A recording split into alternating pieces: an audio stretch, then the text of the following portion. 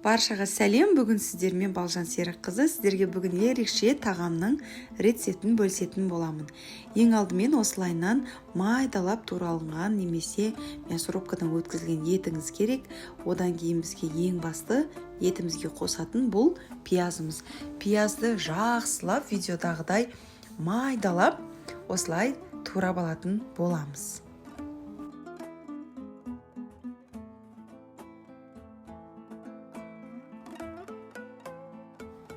Сосын пиязымызды етімізге қосамыз. Одан кейін оған біз тұз, дәміне қарай бұрыш, өзіңізге ұнайтын қалаған бұрыштарыңызды салсаңыздар болады. Менде бұл жерде әртүрлі бұрыштар осылайынан езілдіріп салдым. Келесі кезекте 1 шай қасық тұз және 1 шай қасық тәтті паприка қостым. Әдемі, түрі әдемі болып шығуы үшін. Ал келесі кезекте осы етіміз бен пиязымызды, бұрыш тұздарымыздың барлығын жақсылап араластырып бір келке етіп алатын боламыз. Келесі кезекте осылай укропымызды майдалап турап аламыз. Одан кейін аскөк пиязымызды майдалап турап бір ыдысқа салып аламыз. Егер менің каналымдағы рецепттер сіздерге ұнап жатса, өз қолдауларыңызды білдіріп, лайк басып, және пікір қалдырып кетуді ұмытпаңыздар. Егер де менің каналыма әлі де жазылмаған болсаңыз, каналыма жазылып кетуді ұмытпаңыздар.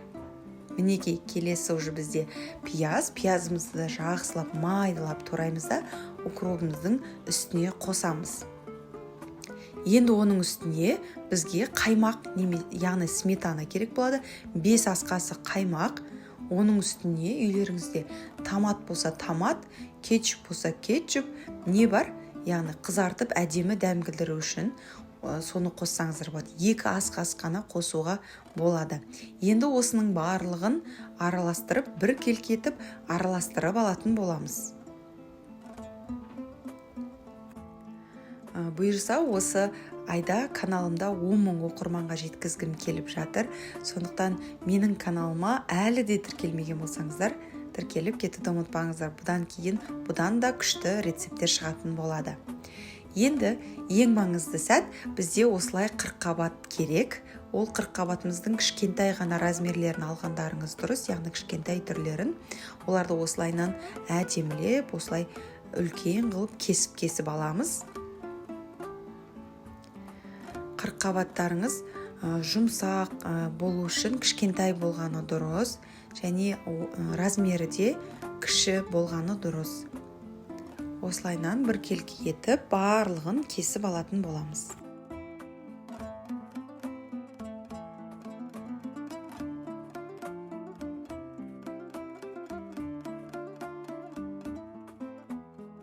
Келесі кезекте кесілген 40 қабаттарымызды осылай духовканың ыдысына барлығын теріп шығамыз, осылайынан қойып. Одан кейін осы әрбір капустамыз бетіне тұз, бұрыш, дәміне қарай барлығын сеуіп шығатынымыз. Ең басты тұзымызды сеуіп жатырмыз. Мінекей қолымызбен әр қайсысына сеуіп шығамыз. Сөйтемізде әр қайсысын қолымызбен айналдыра барлық жағына тұздарымызды жағып шығатын боламыз. Мінекей, видеодағыдай жасаңыздар міндетті түрде. Келесі кезекте өзіңізге ұнайтын бұрыш болсын, не болсын, паприка болсын, немесе басқа да дәмдеуіштер болсын, қоссаңыздар болады. Өздеріңізге ұнайтын дәмдеуіштерді. Мына жерде мендегі әртүрлі бұрыштар. Одан кейін оның үстіне паприкадан аздап сеуіп, барлығын тұзды жаңағыдай жан-жағына жайған сияқты, яғни барлық жеріне тию үшін қолымызбен айналдыра барлық жағына жағып шығатын боламыз.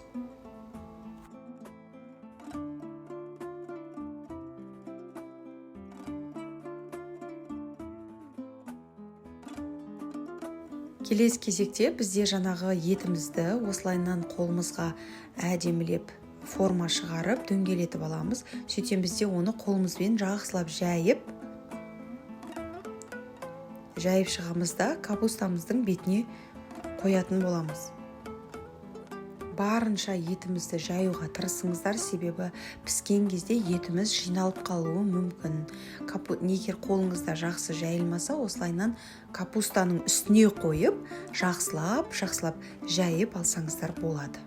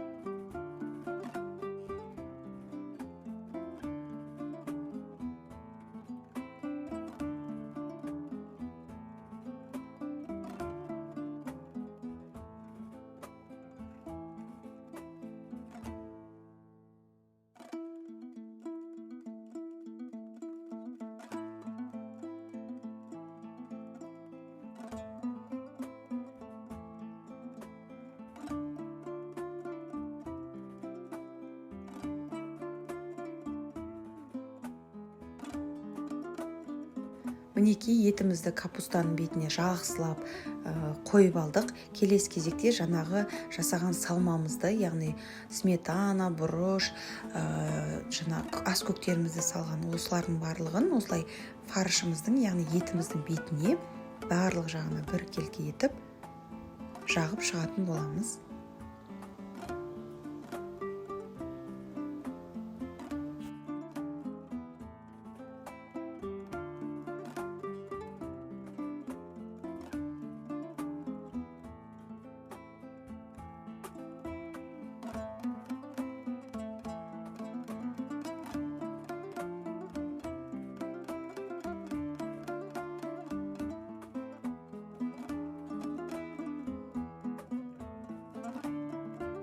Мінекей барлығын жағып шықтық.